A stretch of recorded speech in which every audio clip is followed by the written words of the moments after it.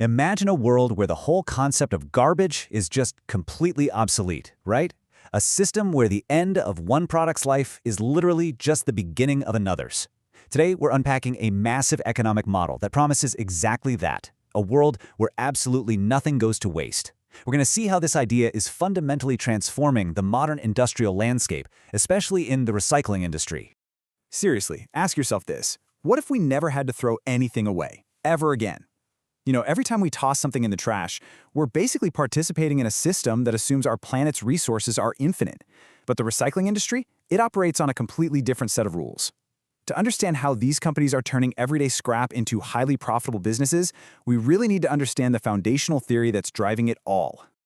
Okay, let's dive right into this. Section 1. The core concept, understanding the basics. At the very heart of all this is what we call the circular economy. So what is that? Basically, it's an economic model designed to keep materials in continuous use. We're talking reuse, repair, and recycling. Instead of the old way, extracting raw materials from the earth, using them once, and just tossing them out, the circular economy takes that straight line and bends it into an endless loop.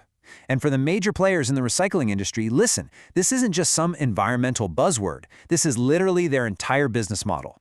Regulatory bodies are even starting to price in the cost of not closing these loops, and that's driving some absolutely massive growth for businesses that can capture domestic scrap. There is a really stark contrast between these two models.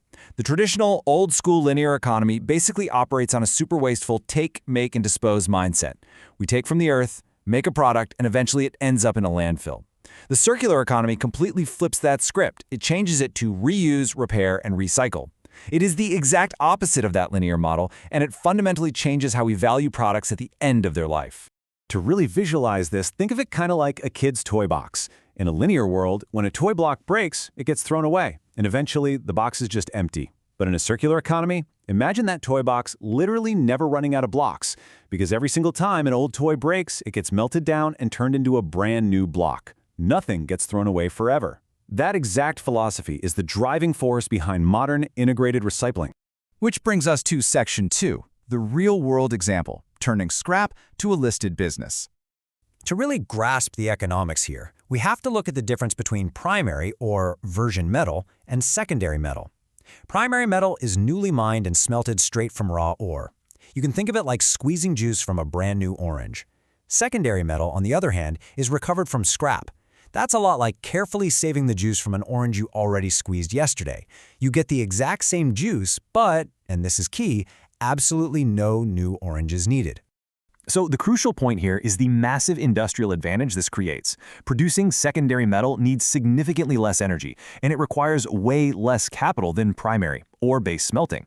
Recyclers are paying for the collection and the processing of the scrap, not the incredibly expensive, labor-intensive process of deep earth mining. This operational efficiency creates a huge cost edge, and that is exactly why major recyclers can actually post better earnings per ton than pure commodity miners. It's a real game changer. And that brings us to the concrete, real-world hero of the circular economy, the used lead-acid battery, or ULAB. When your automotive, industrial, or inverter battery stops holding power, it actually becomes the single largest feedstock category for organized lead recyclers. Because roughly 85% of global lead consumption goes into these lead-acid batteries, capturing them at the end of their life is absolutely paramount. Let's actually walk through this continuous life cycle, step by step. Step 1. Your car battery dies. Now, in a linear economy, well, that's just trash. But here, Step 2, it's collected as scrap feedstock.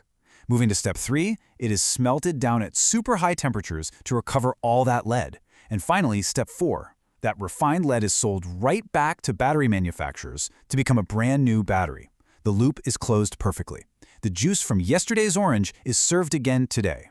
Which brings us to a final thought I want to leave you with today. Take a second and just look around your home or your office right now. That dying smartphone, the old car battery sitting in your garage, maybe that tangled mess of copper cables shoved in a drawer. Which of your everyday items is no longer garbage, but is actually ready for its next life as a secondary resource? The circular economy is already happening all around us. We just have to start recognizing the hidden value in the things we used to throw away. Thanks for tuning in to today's breakdown, and keep looking for those closed loops.